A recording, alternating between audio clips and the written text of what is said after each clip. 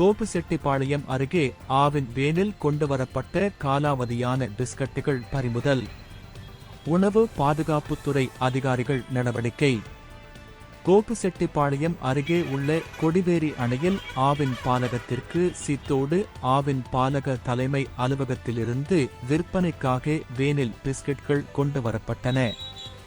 வேனில் விற்பனைக்காக கொண்டுவரும் பிஸ்கட்டுகள் காலாவதியானது என கோபி உணவு பாதுகாப்புத்துறை அதிகாரிகளுக்கு தகவல் கிடைத்துள்ளது.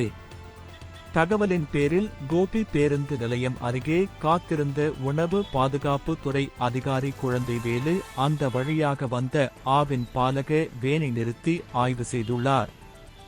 அந்த ஆய்வில் வேனில் விற்பனைக்காக கொண்டுவரப்பட்ட பிஸ்கட்டுகள் காலாவதியானது என தெரியவந்தது.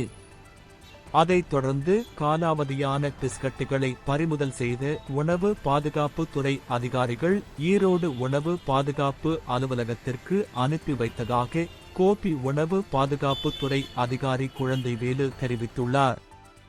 இதுகுறித்து கொடிவேரி பாசன விவசாய சங்க தலைவர் சுபி தளபதி வழக்குரைஞர் கூறுகையில், ஈரோடு மாவட்ட ஆவின் நிர்வாகம் தொடர்ந்து ஊழல் முறைகேட்டில் ஈடுபட்டு வருவதாக ஆட்சியர் உள்ளிட்ட அனைத்து துறை அதிகாரிகளுக்கும் மனு அளித்ததாகவும், சித்தோடு ஆவின் பாலகத்தில் உற்பத்தி செய்யப்படுகிற பிஸ்கட்டுகள் காலாவதி தேதி முடிந்த பிறைகேடாக பில் செய்து விற்பனை செய்து வருவதாக மாவட்ட உணவு பாதுகாப்புத்துறை அதிகாரிகளுக்கு தகவல் தெரிவித்தும் மாவட்ட ஆட்சியருக்கு இமெயில் மூலம் தகவல் தெரிவிக்கப்பட்டதன் அடிப்படையில் காலாவதியான பிஸ்கட்கள் உணவு பாதுகாப்புத்துறை அதிகாரிகளால் பறிமுதல் செய்யப்பட்டன.